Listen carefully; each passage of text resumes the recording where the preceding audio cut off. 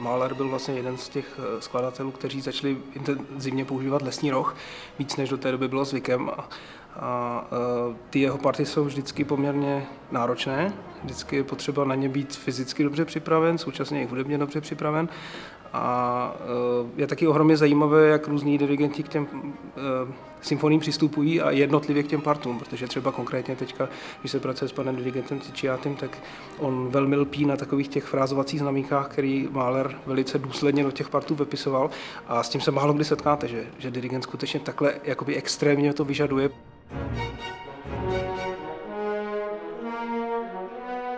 Já si osobně myslím, že člověk by si před ten orchestr jako dirigent neměl vůbec stoupat, pokud v tom orchestru sám někdy předtím neseděli. A já si myslím, že taková ta tradice, která byla dřív, kdy skutečně ti velcí dirigenti vzcházeli vždycky z těch orchestrů, tak je hrozně důležitá, protože je to stejné, jako když chcete řídit auto a jenom si přečtete manuál, tak to prostě dost dobře nejde. Musíte tu školu vystudovat, musíte se s tím vozem seznámit, musíte vědět, kde je motor, jak to funguje. Když jako hornista sedím v orchestru, tak můžu pozorovat při práci jiné, většinou mnohem zkušenější dirigenty a můžete se učit spoustu věcí, jak funguje tohle, jak funguje tamto, jak toto gesto vyvolává reakci u toho orchestru, jak tamto gesto nefunguje, co před tím orchestrem říct, co neříct.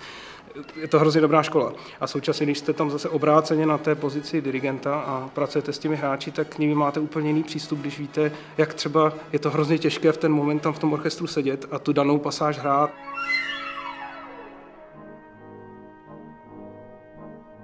Jan Budař má jisté osobní kouzlo a dokáže ty věci při těch koncertech podat relativně vtipně. Ty koncerty s Českou filharmonií, když se dělali klasickou cestou, tak skutečně ty, já nechci říkat děti, ale ty teenageři, kteří seděli na těch koncertech, tak víceméně prvních 10 minut vydrželi soustředění, potom už bylo vidět, že to přestává bavit, pak začali dělat vyloženě ruch a pro nás to bylo skoro nepříjemný hrát prostě pro publikum, které to evidentně nezajímalo. A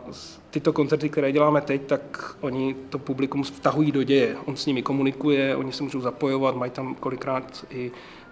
doslova interaktivní úkoly a ona ta hudba tak jakoby proběhne mezi nimi, aniž by to vlastně nějak výrazně pozorovali a může se stát, že v budoucnu někdo z nich třeba si na to hezky vzpomene.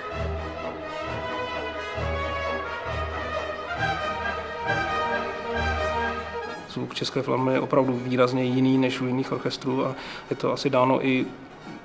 jinou herní tradicí prakticky ve všech nástrojových skupinách, které se prostě v České republice dodnes učí třeba trochu jinak než jinde, byť se ty rozdíly stále více stírají a myslím si, že i na orchestru je to slyšet, že se ten zvuk nepatrně proměňuje, že není samozřejmě úplně stejný, jako býval v minulosti, ale pořád si zachovává specifickou barvu a specifickou reakci na každého dirigenta.